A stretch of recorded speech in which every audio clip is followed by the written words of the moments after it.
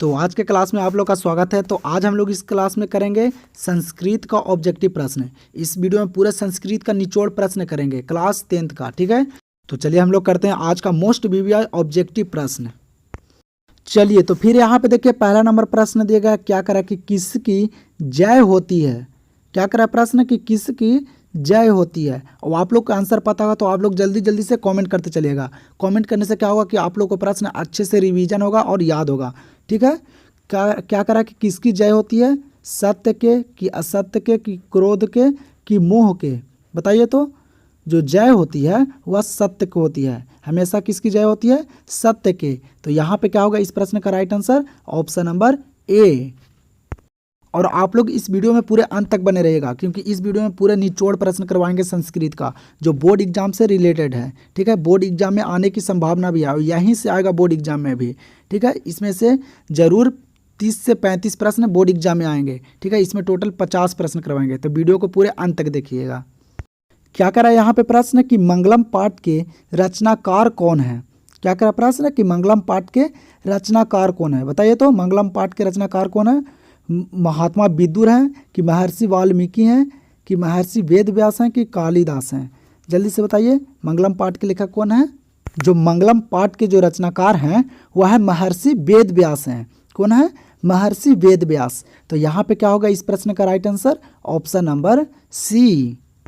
चलिए तो फिर यहाँ पे देखिए अगला प्रश्न, क्या करा कि पटना का इतिहास कितना पुराना है। क्या करा प्रश्न कि पटना का जो इतिहास है वह कितना पुराना है। 2500 वर्ष पुराना है कि 2000 वर्ष पुराना है कि 1500 वर्ष पुराना है कि 1000 वर्ष पुराना है। बताइए तो पटना का इतिहास कितना पुराना है। जो पटना का इतिहास है वह 2500 वर्ष पुराना है। कितना वर्ष, 2500 वर्ष। तो यहाँ पे क्या होगा इस प्रश्न का आंसर ऑप्शन नंबर ए। और यह प्रश्न बहुत बार बोर्ड एग्जाम में पूछा गया प्रश्न है, ठीक है। और प्रीवियस ईयर प्रश्न को बोर्ड एग्जाम ज़्यादा रिपीट करता है, ठीक है। तो प्रीवियस ईयर प्रश्न भी इस वीडियो में करवाएंगे, तो आप लोग ध्यान से देखिएगा और अच्छे से याद करते चलिए, ठीक है। तो चलिए देखते हैं अगला प्रश्न। चलिए तो अगला प्रश्न देखिए, क्या करा कि गोल घर कहाँ अवस्थित है। क्या करा प्रश्न कि गोल घर कहाँ अवस्थित है। बताइए तो ये प्रश्न का आंसर हम नहीं बताएंगे, ये प्रश्न का आंसर आप लोग बताइए कि गोल घर जो है वह कहाँ है। जल्दी से इस प्रश्न का आंसर आप लोग कमेंट में बताइए कि गोल घर कहाँ है। तो हम लोग देखते हैं अगला प्रश्न। और कमेंट करना नहीं भूलेगा, सारे लोग का कमेंट चेक करेंगे, ठीक है। तो कमेंट करिए सारे लोग, जो भी बच्चा सही आंसर देगा कमेंट में उस बच्चे का अगले वीडियो में नाम लेंगे, ठीक है। तो जल्दी से कमेंट कीजिए। तो हम लोग देखते हैं अगला प्रश्न। चलिए फिर देखिए यहाँ पे अगला प्रश्न, क्या करा कि गांधी सेतु पुल कहाँ अवस्थित है। क्या करा प्रश्न कि गांधी सेतु पुल जो है वह कहाँ अवस्थित है। बताइए तो जल्दी से। जो गांधी सेतु पुल है वह पाटलिपुत्र में है। कहाँ है, पाटलिपुत्र में। तो यहाँ पे क्या होगा इस प्रश्न का आंसर ऑप्शन नंबर डी। और आप लोग चैनल पे पहली बार आए हैं तो चैनल को सब्सक्राइब करके वीडियो को लाइक कर दीजिए, ठीक है। क्योंकि इस पे class 10th Bihar board matric परीक्षा की तैयारी करवाई जाती है और आप लोग के एग्जाम से पहले सारा चीज़ कंप्लीट करवा दिया जाएगा इस चैनल पे, तो चैनल को सब्सक्राइब कर लीजिए। चलिए तो देखिए यहाँ पे क्या करा प्रश्न कि दानशील कौन था। क्या करा प्रश्न कि दानशील कौन था। आप लोग व्याघ्रपति कथा पढ़े होंगे तो आप लोग को पता होगा कि जो व्याघ्रपति कथा जो चैप्टर में जो दानशील था वह कौन था। बताइए तो जो दानशील था वह व्याघ्र था। कौन था, बाघ। तो यहाँ पे क्या होगा इस प्रश्न का आंसर ऑप्शन नंबर ए। फिर यहाँ पे क्या करा प्रश्न कि व्याघ्रपति कथा किस ग्रंथ से लिया गया है। क्या करा कि व्याघ्रपति कथा जो है वह किस ग्रंथ से लिया गया है। बताइए तो पंचतंत्र से कि हितोपदेश से कि रामायण से कि महाभारत से। व्याघ्रपति कथा जो ग्रंथ लिया गया है वह हितोपदेश से लिया गया है। कहाँ से, हितोपदेश से। तो यहाँ पे राइट आंसर हो जाएगा ऑप्शन नंबर बी। और आप लोग अभी से तैयारी में पूरे जी जान लगा दीजिए। अभी 6 मंथ बचा हुआ है एग्जाम का, ठीक है। तो 6 मंथ आप लोग अच्छे से तैयारी कीजिए, दिन रात मेहनत कीजिए, क्योंकि लोग आप लोग का मेहनत नहीं देखेंगे, आप लोग का रिजल्ट देखेंगे। आप लोग का मेहनत नहीं देखेंगे कि आप कितना घंटा पढ़ रहे हैं, ठीक है। आप लोग का रिजल्ट देखेंगे। तो अभी से मेहनत करिए, ठीक है, अभी बहुत टाइम है। फिर यहाँ पर क्या करा प्रश्न देखिए, क्या करा कि मरने के बाद कितने संस्कार हैं। क्या करा है कि मरने के बाद कितने संस्कार हैं। 1 हैं कि 3 हैं कि 5 हैं कि 6 हैं। बताइए तो आप लोग जल्दी से। मरने के बाद कितने संस्कार हैं। जो मरने के बाद जो संस्कार है वह 1 संस्कार है और वो भी 10 संस्कार, ठीक है। तो यहाँ पे क्या होगा इस प्रश्न का आंसर ऑप्शन नंबर ए। चलिए तो अगला प्रश्न देखिए क्या करा कि बहती नदी कहाँ मिलती है। और जितना प्रश्न करवा रहे हैं सारे प्रश्न वीवीआई प्रश्न है, तो सारे प्रश्न को आप लोग अंत तक देखिए, ठीक है। यहीं से बोर्ड एग्जाम में प्रश्न आएगा। और ये वीडियो को आप लोग पूरा अच्छे से देखते हैं तो आप लोग को बोर्ड एग्जाम में ऑब्जेक्टिव में कोई दिक्कत नहीं होगा संस्कृत का, ठीक है। क्या करा कि बहती नदी कहाँ मिलती है, बताइए। तो बहती नदी कहाँ मिलती है, सरोवर में मिलती है कि नदी में मिलती है कि समुद्र में मिलती है कि तालाब में मिलती है, जल्दी से बताइए। जो बहती नदी मिलती है वह समुद्र में मिलती है। कहाँ मिलती है, समुद्र में। तो यहाँ पे क्या होगा right answer, option number C. चलिए तो अगला प्रश्न देखिए यहाँ पे क्या करा कि उपनिषदों की संख्या कितनी है, बताइए। तो उपनिषदों की संख्या कितनी है, 109 कि 108 कि 105 कि 101, बताइए जल्दी से। उपनिषदों की संख्या कितनी है, ये बोर्ड एग्जाम में कई बार पूछा गया प्रश्न है। जो उपनिषदों की संख्या जो है वह 105 है। कितने उपनिषद, 105। तो यहाँ पे क्या होगा इस प्रश्न का आंसर, ऑप्शन नंबर सी। और आप लोग को वीडियो पसंद आ रहा होगा तो वीडियो को आप लोग एक बार लाइक कर दीजिए और शेयर कर दीजिए, ठीक है। क्या करा यहाँ पे कि गुरु गोविंद सिंह का जन्म स्थल कहाँ है। क्या करा प्रश्न कि गुरु गोविंद सिंह का जन्म स्थल कहाँ है, बताइए। तो गुरु गोविंद सिंह का जन्म कहाँ हुआ था, जो गुरु गोविंद सिंह का जो जन्म हुआ था वह पाटलिपुत्रम में हुआ था। कहाँ हुआ था, पटना में हुआ था, पाटलिपुत्रम में। तो यहाँ पे क्या होगा right answer, option number A. चलिए तो यहाँ पे देखिए क्या करा प्रश्न कि विजय भट्टारिका किसकी पत्नी थी, बताइए। तो ये देखिए 2019 में फर्स्ट सिटिंग में पूछा गया प्रश्न है। क्या करा कि विजय भट्टारिका किसकी पत्नी थी, जो विजय भट्टारिका थी वह चंद्रादित्य की पत्नी थी। किसकी पत्नी थी विजय भट्टारिका, चंद्रादित्य की। तो यहाँ पे राइट आंसर क्या होगा, ऑप्शन नंबर ए। और आप लोग के इसी चैनल पे मॉडल पेपर भी कंप्लीट करवाएंगे। जो मॉडल पेपर बोर्ड द्वारा जो जारी किया जाता है बोर्ड एग्जाम के लिए वह सबसे इंपॉर्टेंट रहता है, क्योंकि उससे बहुत से प्रश्न बोर्ड एग्जाम में आते हैं, ठीक है। तो मॉडल पेपर भी आप लोग को इसी चैनल पे कंप्लीट करवाएंगे, तो आप लोग इस चैनल को सब्सक्राइब करना नहीं भूलिएगा, ठीक है। तो चलिए देखते हैं अगला प्रश्न। चलिए तो फिर देखिए यहाँ पे प्रश्न क्या करा कि कन्यादान किस संस्कार में होता है। ये प्रश्न तो आप लोग का पता ही होगा, कन्यादान जो होता है वह किस संस्कार में होता है, बताइए। तो ये भी देखिए पूछा गया प्रश्न है, कन्यादान किस संस्कार में होता है, बताइए जल्दी से। जो कन्यादान होता है वह विवाह संस्कार में होता है, ये तो सभी को पता होगा। कन्यादान किस संस्कार में होता है, विवाह संस्कार में। तो यहाँ पे राइट आंसर क्या होगा, ऑप्शन नंबर डी। और अगर बोर्ड एग्जाम में पूछे कि जो संस्कार होते हैं वह कितने होते हैं, संस्कार कितने होते हैं, तो 16 होते हैं। कितने संस्कार होते हैं, 16 संस्कार, ठीक है, याद रखिएगा आप लोग। चलिए देखते हैं अगला प्रश्न। चलिए तो फिर देखिए यहाँ पे अगला प्रश्न क्या करा कि कौन वंशहीन था, बताइए। तो अब कौन वंशहीन था, आप लोग का पता ही होगा वंशहीन कौन था। जो वंशहीन था वह व्याघ्र था। कौन था, बाघ था। बाघ क्या था, वंशहीन था। तो यहाँ पे क्या होगा राइट आंसर इस प्रश्न का, ऑप्शन नंबर ए। चलिए तो फिर यहाँ पे देखिए अगला प्रश्न क्या करा कि क्रमवीर कथा समाज के किस वर्ग की कथा है। क्या करा है कि क्रमवीर कथा जो है वह समाज के किस वर्ग की कथा है, बताइए। तो किस वर्ग की, धनी की, कुलीन की, दलित की, अल्पसंख्यक, बताइए। तो क्रमवीर कथा समाज के किस वर्ग की कथा है। जो क्रमवीर कथा जो है वह दलित है। कैसा है क्रमवीर कथा, तो समाज की दलित वर्ग की कथा है। तो यहाँ पे राइट आंसर होगा ऑप्शन नंबर सी। चलिए तो फिर यहाँ पे बताइए क्या करा कि भीखन टोला देखने कौन आए।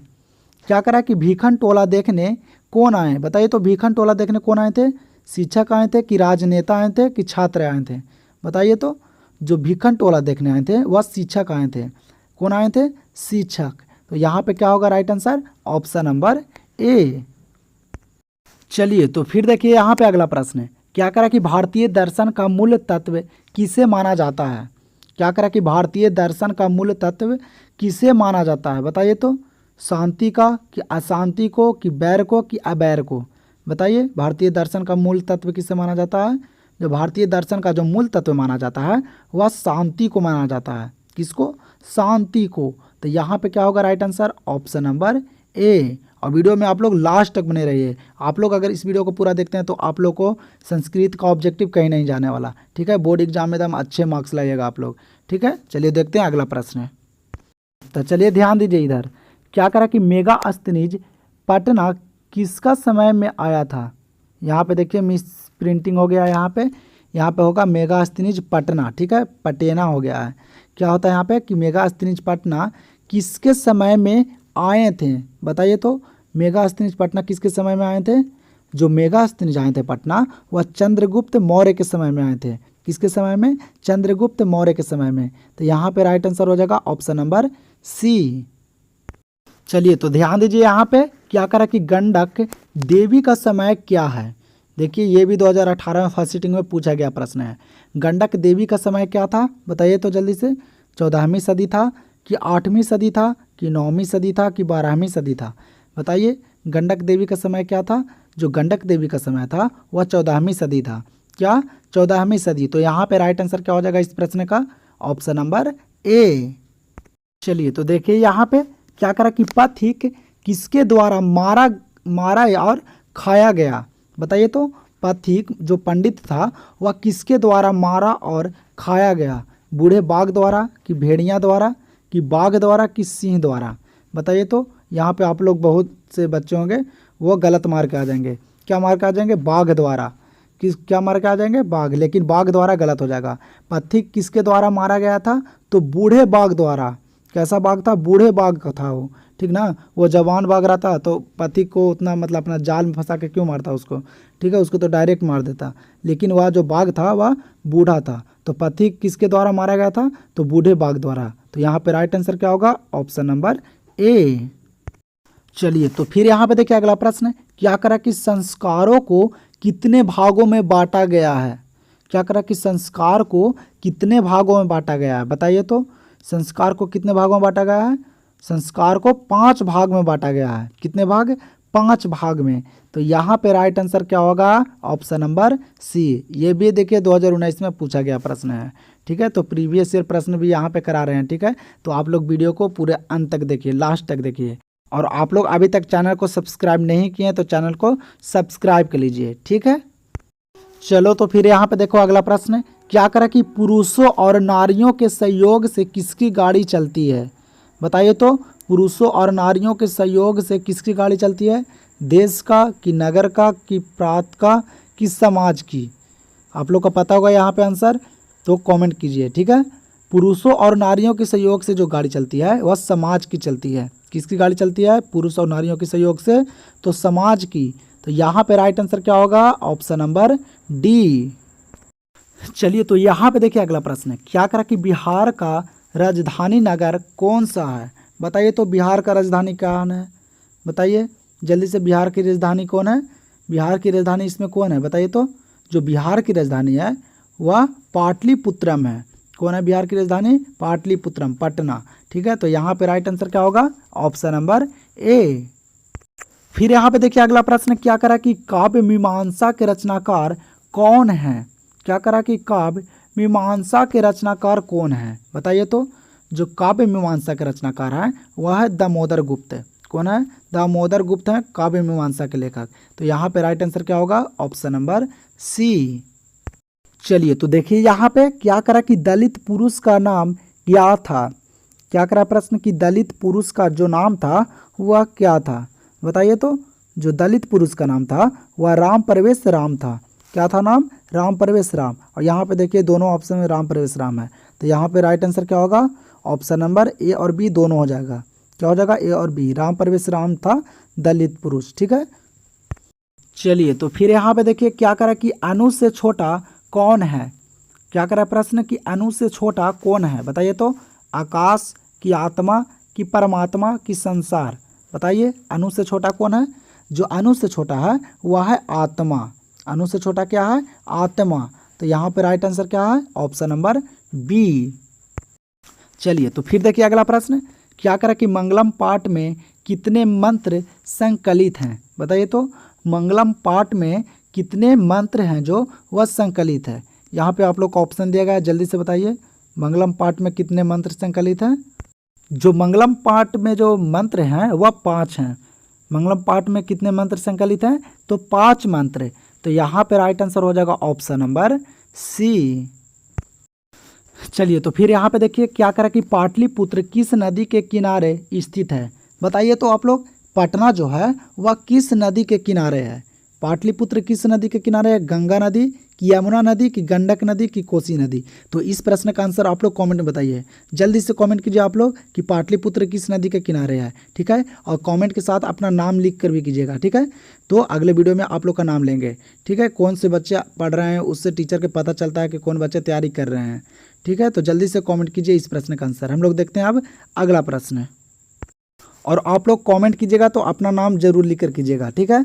फिर यहाँ पे क्या करें प्रश्न कि भीखन टोला किस प्रांत में है, बताइए। तो भीखन टोला जो है वह किस राज्य में है, बिहार में है कि उत्तर प्रदेश में है कि मध्य प्रदेश में कि राजस्थान है, बताइए। तो भीखन टोला कहाँ है, जो भीखन टोला है वह बिहार में है। कहाँ है, बिहार में।